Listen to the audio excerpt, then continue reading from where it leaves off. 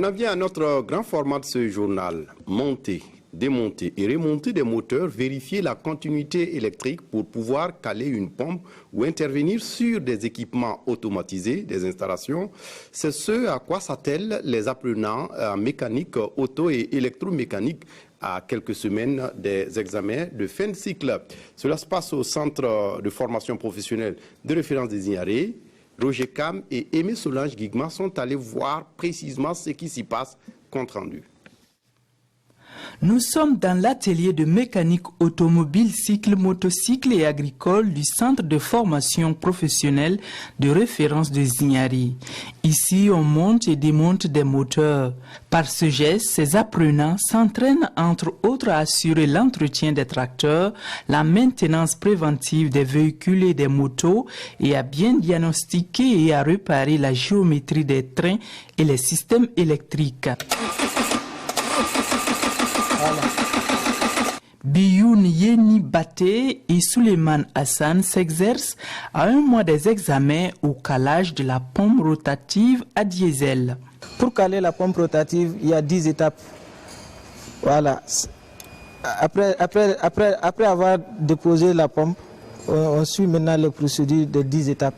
Le jour de l'examen, on nous demande de démarrer le moteur. Donc, c'est pour ça qu'on est en train de s'exercer pour avoir la main. Donc d'ici l'examen là, ça a trouvé. On sera prêt, Inch'Allah. Bon, moi, je peux tout faire. Voilà. On doit composer le 8 juillet. Alors moi, je suis déjà prêt. Même si c'est aujourd'hui, je suis prêt. Jusque-là, pas de difficultés pour les révisions. Les enfants arrivent à réviser. Mais pour dire qu'on doit s'atteler aussi parce que c'est un modèle aussi qu'on doit rapidement évacuer. Si en mécanique auto on continue les cours, en électromécanique on est en train de réviser. Une révision qui porte sur un certain nombre de modules dont le câblage basse tension, le câblage industriel, le rebobinage des moteurs. Actuellement, on est en train de faire la programmation des automates. On essaie avec les formateurs aussi de réviser tous les TP et puis les matières anti-midi aussi. Alors on est confiant, on est sûr. Oui, 100% sûr que ça va aller. Les apprenants ils reviennent juste des stages de perfectionnement sur les terrains. Donc on est en train de récupérer les difficultés qu'ils ont rencontrées à l'entreprise et nous sommes en train de relever ces difficultés. Dans ce centre de formation, les apprenants certifiés sont directement employables. La formation professionnelle au niveau du centre de référence des Ignaré, c'est un volume de 75% au moins pour la pratique, avec 25% de théorie. L'accent est vraiment pour la pratique. Lorsqu'ils sortent, ils sont très opérationnels. Et des jeunes quittent le Mali, le Bénin, d'autres pays pour venir se former ici. Donc il est important en tout cas que les gens s'intéressent. C'est vrai que le coût paraît élevé, mais quand on regarde le retour sur investissement, je pense que ça vaut le coup. Les examens sont prévus pour se tenir en début juillet pour le brevet de qualification professionnelle, en août pour le brevet professionnel de technicien.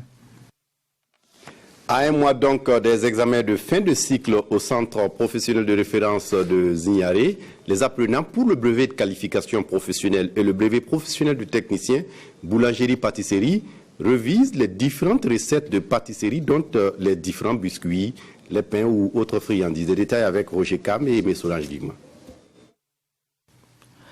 Du pain au raisin, c'est la recette que Amadine Kabouré revisite aux travaux pratiques de ce jour 31 mai 2019.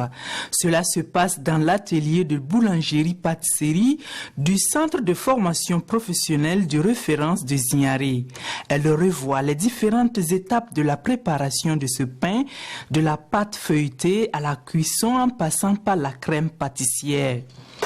Actuellement, je suis en train de réaliser la crème pâtissière pour ensuite faire du pain au raisin. Pour réaliser la crème pâtissière, on a besoin du jaune d'œuf, de la maïzena, du sucre, du lait, de l'arôme vanille.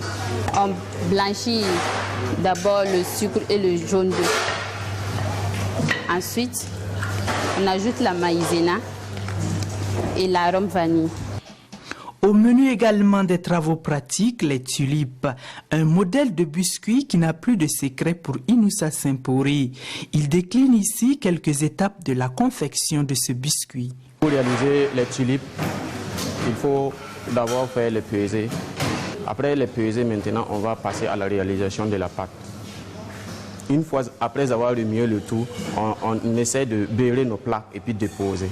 On met la pâte dans les plaques.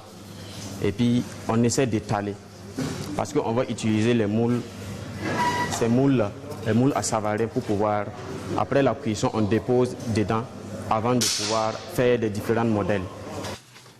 Tout comme eux, 16 autres apprenants s'activent dans l'atelier pour maîtriser les recettes de biscuits également inscrites à l'ordre du jour, notamment les cookies Marie et les cookies au chocolat, et ce sous la supervision et l'assistance de professionnels en la matière qui donnent ici quelques critères de notation.